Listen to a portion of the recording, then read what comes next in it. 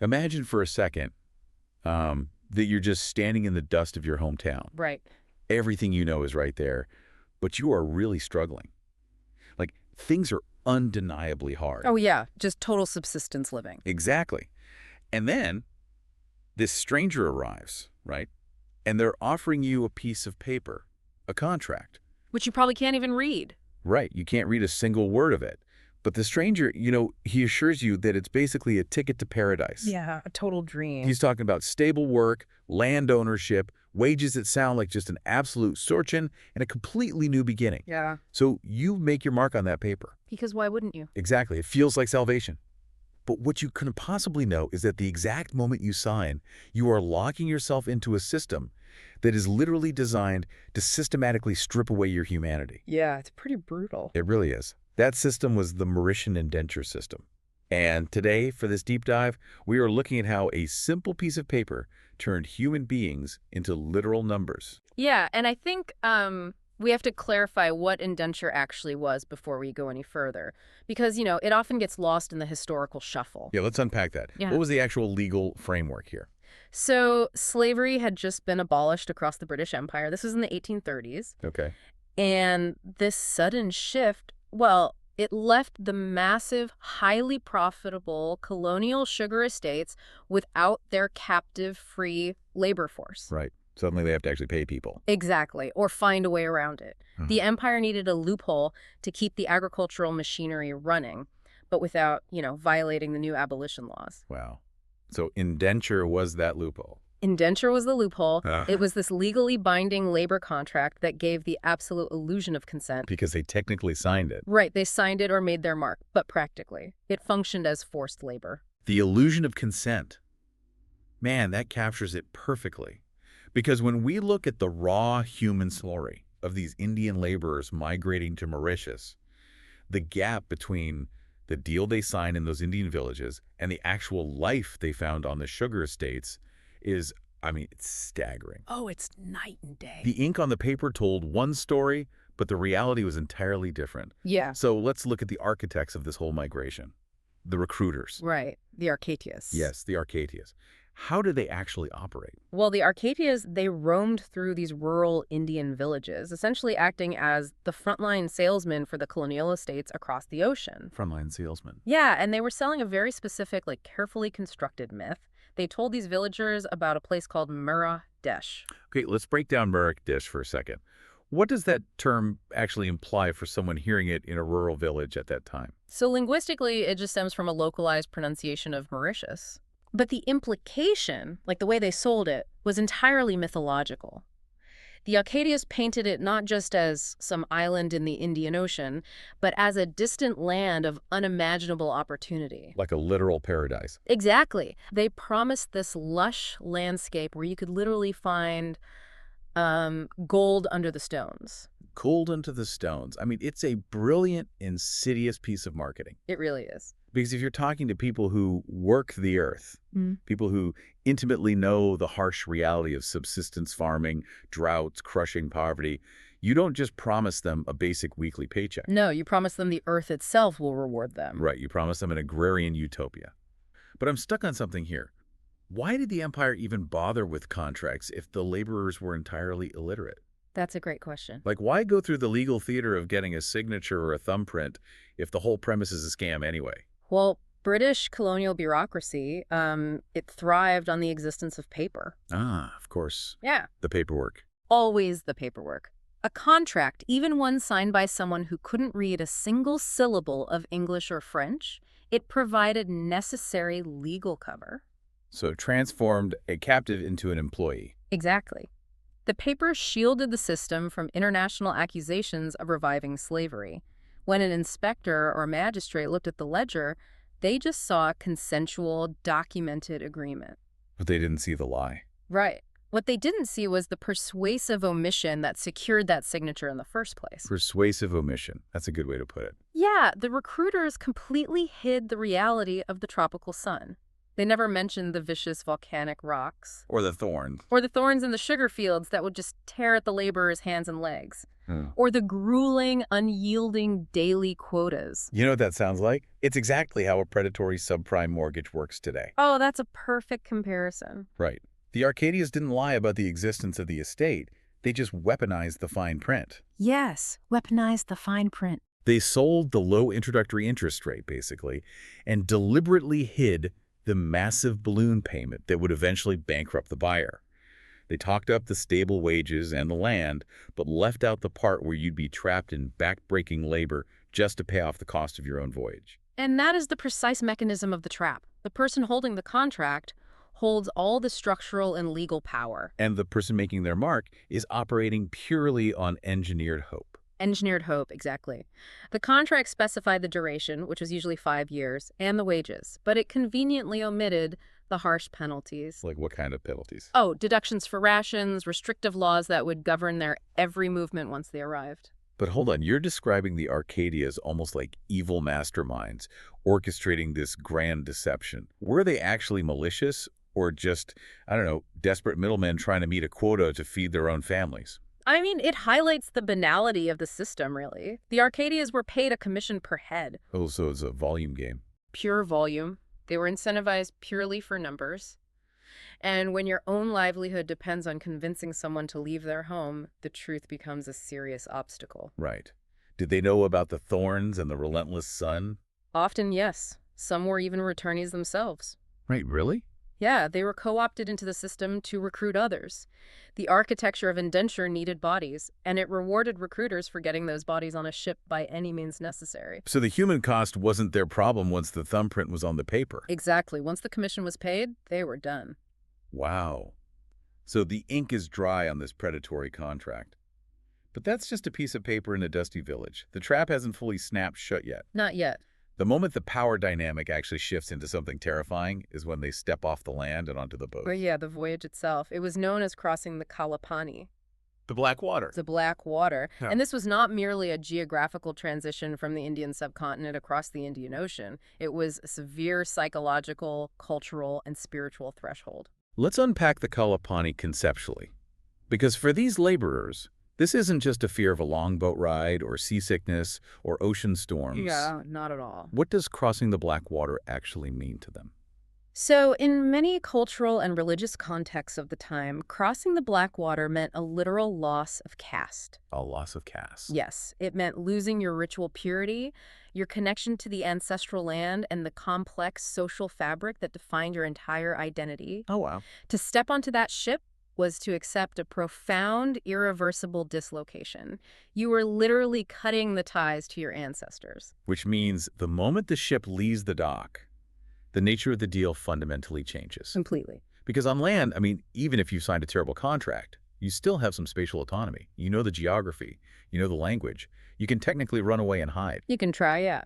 But on a ship in the middle of the ocean, that autonomy is zero. Exactly zero. You are isolated in a floating, confined universe governed entirely by the rules of the people who hold your contract. That sounds like a nightmare. It was. Any illusion of being a free, consenting party to a fair labor agreement just evaporates in the lower decks of those ships. What were the conditions like? Cramped. Diseases like cholera and dysentery were rampant, and people of different castes and backgrounds were forced together in ways that violated their deepest social norms. I just picture that moment standing on the deck, watching the coastline disappear.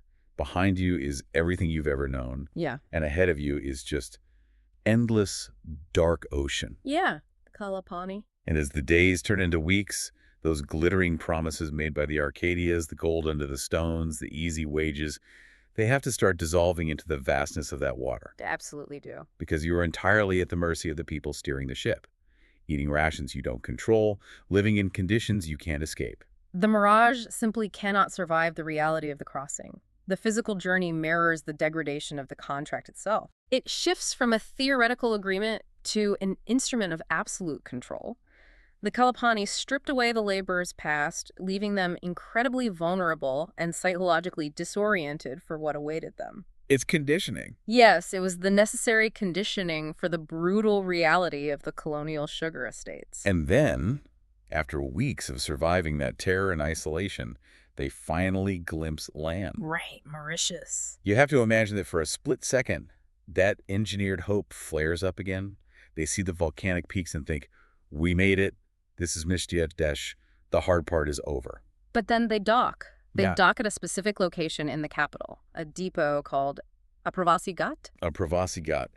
When you look at photographs of that place today, the first thing that strikes you is this massive set of stone steps leading directly up from the water. Yeah, they're still there. They still stand there, worn down by thousands of feet. Thinking about the sheer historical weight of those stones is heavy. It's incredible to stand there. Every single laborer had to climb those exact wet steps, exhausted, likely malnourished, carrying nothing but a piece of paper they couldn't read. And at the top of those steps, the truth of the indenture system was finally laid bare. The moment of realization. Exactly. They weren't arriving as pioneering settlers coming to claim their piece of paradise. They were being processed. Processed. Like cargo. Like cargo. The promise of land ownership and massive wages just evaporated upon contact with those stones. It was replaced by the immediate assignment to a rural sugar estate. It's the ultimate bait and switch. Total bait and switch. But the true violence of Aapravasi Ghat wasn't just the economic deception. It was the bureaucratic erasure of their humanity. This is where the names were stripped away. Yeah. When a laborer reached the top of those steps, a clerk looked at their contract and entered them into a massive ledger. Okay. But they didn't just record their name. The system assigned them a number. A number. From that moment on, they were immigrant number 405 or immigrant number 2080. I mean, a name carries your history, your family, your village. A number is just data. Exactly. By replacing a name with a number, the system officially transformed a human being into a unit of labor. How did that number actually function on the estate? Like, let's talk about the daily mechanics of that ledger. If immigrant number 405 gets sick from the tropical sun or injured by the cane, does the overseer even know his name to tell the doctor? Or is he just a broken tool on a spreadsheet? He is a broken tool. The overseer manages yields, quotas, and manpower deficits. The number tells the system that the laborer is entirely interchangeable. Interchangeable, so they're replaceable. Completely replaceable. If immigrant number 405 cannot work, the ledger simply notes a drop in productivity and the estate requests immigrant number 406 from the next ship. Wow. It is a psychological amputation.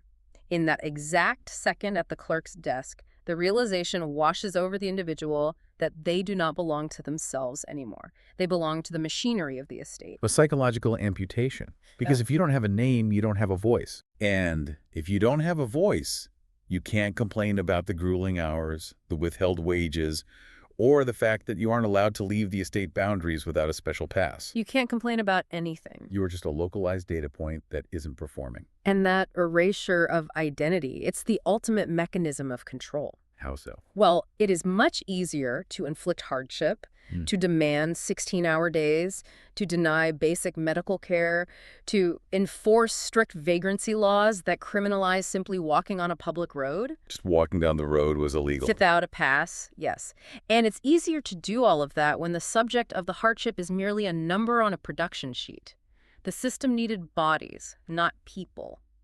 Let's dig into the reality of that daily life for a moment. You mentioned the 16-hour days. This wasn't just hard work. This was a highly industrialized agricultural machine operating in a tropical climate. Yeah, it was brutal. What were they actually doing day in and day out? The work was physically devastating, clearing heavy volcanic rock from the fields just to make way for planting. Because it's a volcanic island. Right. Digging deep trenches and cutting thick sugarcane by hand under an unforgiving sun. And if a laborer failed to meet the daily quota, which was often set impossibly high, by the way. Naturally. Yeah, they were subjected to the double cut system. The double cut system, how did that work? Oh, it's so cruel. If you missed one day of work, whether from illness or just pure exhaustion, the estate didn't just withhold that one day's pay. Okay. They deducted 2 days of pay from your wages. You're kidding. 2 days for missing one. Yes, it was mathematically designed to keep the laborers in a perpetual state of debt. So they could never leave. Exactly. It ensured they would never save enough to return home and would have to sign another contract when the first 5-year term expired. The initial deal easily stretched into a lifetime of servitude. So the paper contract was never a bridge to freedom. It was a treadmill. A literal treadmill. You walk and walk and walk, bleeding into the soil, and you never actually move forward. The debt just keeps compounding. It makes the initial promise of gold under the stones feel incredibly cruel. They were looking for gold, and all they found were heavy volcanic rocks they had to move by hand. It was profoundly cruel. But we also have to look at what happened despite that cruelty, because the story doesn't end with them remaining as just numbers on a ledger. Right. Let's trace this whole tragic arc back then. It started with the glittering mirage of Mauritius, The persuasive omission by the recruiters. when the physical and spiritual void of the Kalapani, where the deal morphed into a floating cage. Yeah.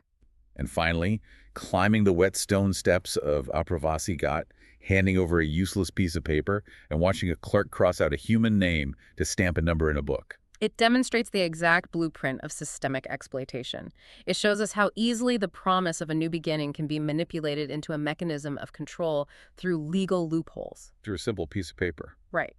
But this history, written in the salt of the Indian Ocean and the volcanic soil of Mauritius, it's also a testament to incredible human resilience. Yeah, because they didn't just disappear. No, they didn't. The colonial system tried to reduce them to interchangeable numbers, but those numbers survived. They preserved their culture, their languages, their food, and their religions in the shadows of the sugar estates. That's amazing. And over generations, they reclaimed their names, they built a nation. The descendants of those laborers now form the vibrant foundational core of modern Mauritius. They survived the mirage. They did. It really brings us right back to that piece of paper in the dust of the village, doesn't it? The unreadable contract that started it all. Yeah. And it leaves me with a thought that I really want you to mull over long after this deep dive ends. We've talked about the mechanical horror of losing your name to a ledger. But when a system strips away your identity, your home, and your promises, what is the internal spark that allows a person to survive and eventually rebuild an identity from just a number? It's a profound question. How do you plant roots when the earth you were promised is full of thorns? And look around at modern labor systems today. Look at the gig economy, global supply chains, the unseen workers powering our daily conveniences. The parallels are definitely there. The Arcadias might be gone, and the Kalapani might be crossed by cargo planes instead of wooden ships. But the question remains, how often are human identities still being reduced to mere numbers on a spreadsheet, just to keep the machinery moving? Are we still relying on systems where the true human cost is deliberately hidden in the fine print?